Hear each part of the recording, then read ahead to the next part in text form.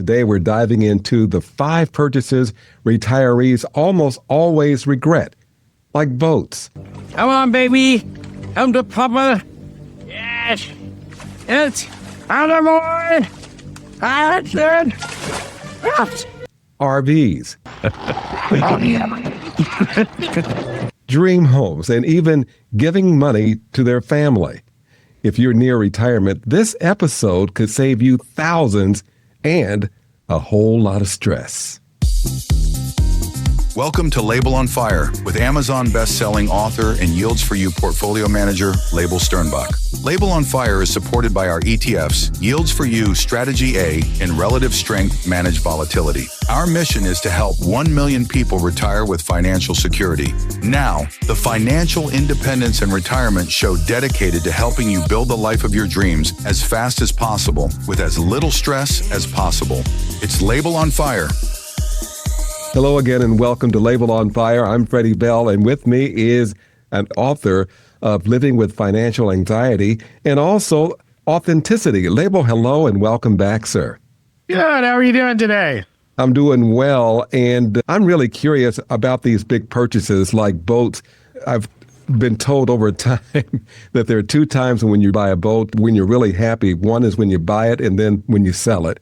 Yeah. RVs, timeshares, dream homes, giving large sums to family members, man, I know about that, often lead to regret of retirement. Can you tell me about that and how that impacts us in retirement? Yeah. So often what happens is we get to retirement and people have this vision of what they want the retirement to look like. They also, for the first time, have access to a large sum of money that wasn't accessible before, either because now they're over 59 and a half, and so they no longer have that tax penalty. Also, they've separated from their employer, so now they can actually tap that money that was in their retirement accounts. If they've sold their home and now they've got a large payout from their home, they're sitting on this money and they're going, all these things that I've held off for the last 20 years of enjoying because I've pinched every penny to get here, I want to suddenly experience that. I want to have my boat. I want to take my road trips. I want to enjoy it while I have my health. And I'm all for that, right? I am the first person who will tell you that I think the best investment you can make is in getting experiences, because having those experiences and enjoying life while you have your youth is how you keep your youth, right? It's the thing that will keep you alive and happy and healthy. And the longer that you're happy the longer you're going to have your health and the less money you'll have to eventually spend on a nursing home. Now, if you pinch every penny, yeah, you're going to have lots of money, but guess what? You're not going to have your health or your happiness, and I can guarantee you will spend it on a nursing home. So having said that, what happens is retirees will get to this point, and then kind of like doctors, right? Doctors and athletes are famous for going bankrupt. And the reason for it is that they have this long period where they got to defer their satisfaction, right? And then they get to this point, right? They spend 10 years, 15 years building a career, going to medical school, and then they finally start making money. And then they spend it because they're like, I earned it, right? I spent so much time earning this paycheck. I want to enjoy it. And then the money just poof, right? Disappears. And so when we get to retirement, we need to really look at the purchases that we want to make, right? And we got to think through, is this a sound purchase? Is this something that helps my financial security, or it hurts my financial security? And that's short-term and long-term, right? Because in the short term, most things will not hurt your financial security because you have quite a bit of money, right? You have more than enough to cover your expenses. The question is what happens in 10 years, in 15, in 20 years? What happens if you live 30 more years? What happens if you are one of the 10% of Social Security beneficiaries who are over the age of 100? And we're not talking about the Elon Musk figmentary imaginary beneficiaries who are 300 years old. We're talking about the real people who are actually receiving checks and who are actually alive and who go on NPR while they're still funded and talk about what it was like to live 100 years ago. What happens if you become one of those people? And the probability of being one of those people increases every single day with medical advances. And so you got to really look at those purchases from that context. So if we kind of look at them, right, it kind of should become self-evident of what the problem is with those purchases.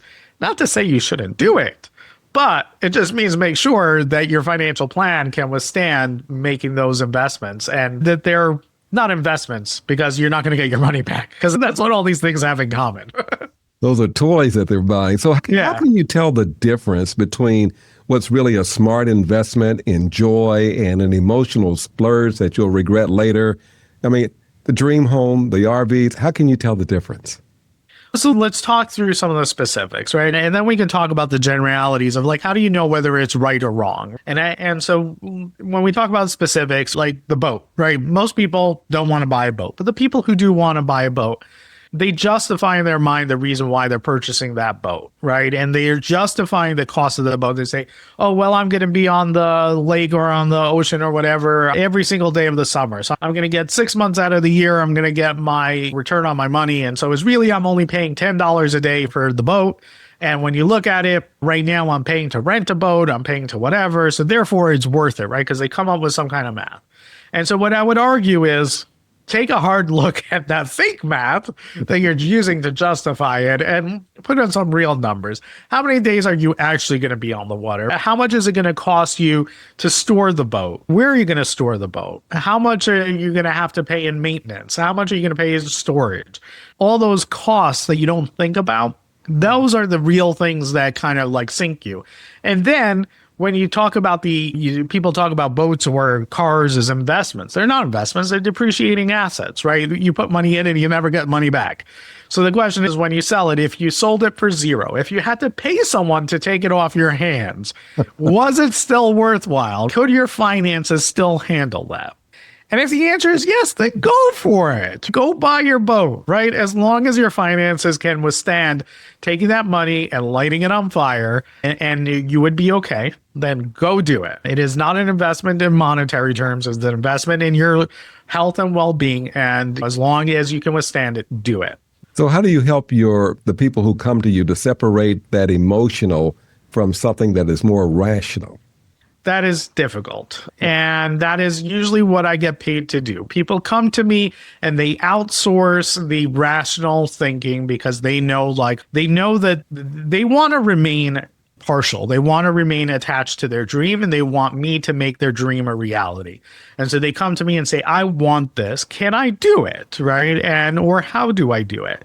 And I'm not one who likes to say no. And I will explain to them, what are the ways, what would it take to make this dream a reality? Are you okay with the cost to make this a reality? Are you okay with the uncertainty that it brings or the risk that we'll have to take to make it a reality? Or if it goes wrong, this is what it's going to look like, right? And we have those conversations. And if they're okay with it, then let's do it.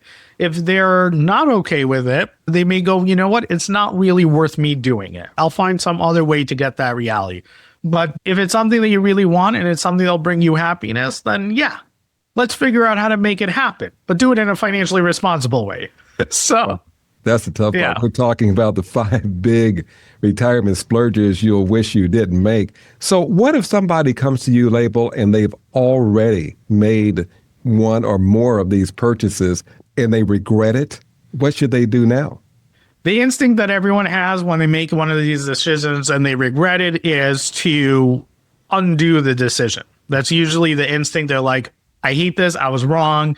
I need to hit Control Z. I need to undo it, right? And that usually is the wrong answer because then you start doing things again from an emotional standpoint and you're not focusing on the dollars and cents. You need to focus on what is the thing that, we're here now, right? We made the wrong decision. Maybe it was the wrong decision, but we've decided that this is not the decision we want to make. How do we extract ourselves from that decision with the least amount of financial damage? And that may be holding on to the boat for another year and paying the cost to hold it so that we can sell it at a better point. That might be it. Or it might be selling it at a loss and accepting that loss. Who knows what, with everyone, the answer is different because everyone's situation is different. That's where you start doing the hard work of figuring out exactly what the damage is and how do we limit or minimize the damage as much as possible. Interesting. This is not the first time that I'm sure that you've been faced with this, but something tells me that you've gone through this with a number of different people. Have you written about this anywhere? You know what? I haven't written about this. This is a good topic to write about. Exit bad decisions or at the point where you realize where you have buyer's remorse. How do you now undo that? That's a tough one. It's a tough one. And there's a lot of personal individual situations there. So I don't know how much we can generalize in a book, because a book, you can't be like, it depends. That is not the ending to any book. What are 3 things we should think about before we say goodbye when we're talking about these big retirement splurges so that we don't regret it later on? I think the first thing that you need to do is look at the decision objectively. And actually, I outlined this in my book, Living with Financial Anxiety. The questions that you need to be asking yourself in order to really evaluate the decision, right? Because you got to look at it from an immediate standpoint, from a long-term standpoint. You need to look at it from the financial impacts, of if everything went right, if everything went wrong, right? What are those financial impacts?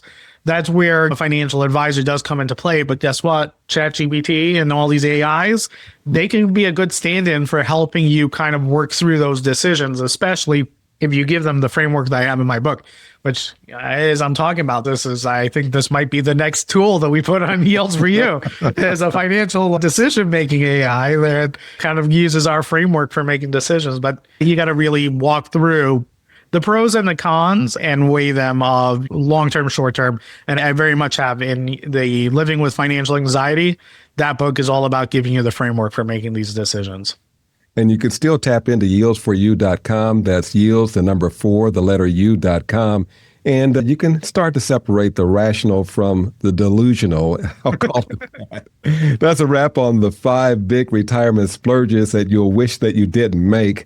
The smartest retirement decisions aren't about the big spending, as we've learned today.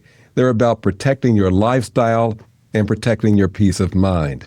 And remember, retire smarter, not just richer. If you would like to see how the Yields for You team can help you get off the Wall Street roller coaster and save you money on taxes so you can live the life of your dreams, book an appointment online at yieldsforyou.com or call 410-914-4894. Yields for You is a registered investment advisor in the state of New York and only transacts business in states where the firm is properly registered or is excluded or exempted from registration requirements. Registration as an investment advisor is not an endorsement. Information presented on this program is believed to be factual and up to date, but we do not guarantee its accuracy, and it should not be regarded as a complete analysis of the subjects discussed. Discussion should not be construed as an offer to buy or sell or solicitation of any offer to buy or sell the investments mentioned. Annuity guarantees are subject to the claims paying ability of the issuing insurance company. Content should not be viewed as legal or tax advice. Always consult an attorney or tax professional regarding your specific legal or tax situation.